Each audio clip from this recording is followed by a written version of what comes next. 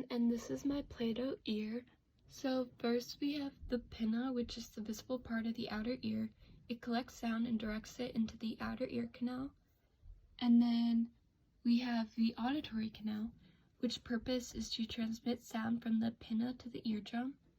And at the end of the auditory canal we have the eardrum, which is a thin membrane that vibrates when a sound wave reaches it. And then above that we have the hammer, which is a tiny bone that passes vibrations from the eardrum to the anvil. And then we have the anvil in purple here, and that is a tiny bone that passes vibrations from the hammer to the stirrup.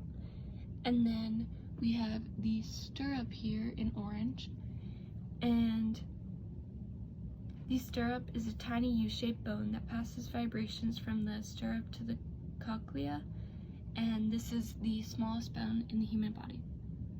And then in blue, kind of curved here, we have the cochlea, and the cochlea is a spiral-shaped fluid-filled inner ear structure.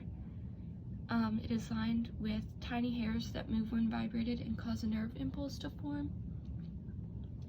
And then in the yellow, on top of that, we have the basilar membrane, which is where hair cells are located, and it's a stiff area within the cochlea of the inner ear.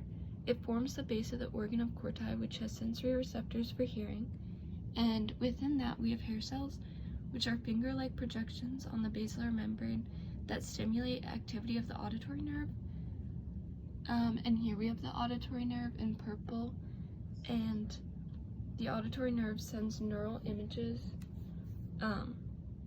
or neural messages via the thalamus to the auditory cortex in the temporal lobe. And the thalamus here is responsible for sensory information besides smell, and it directs these messages to the right cortex, such as the auditory cortex here, which is part of the temporal lobe that processes auditory information.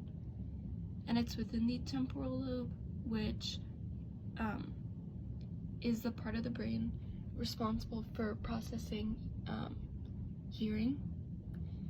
And then we have the eustachian tube here, which is a tube that connects the middle ear to the back of the nose. It equalizes the pressure between the middle ear and the air outside.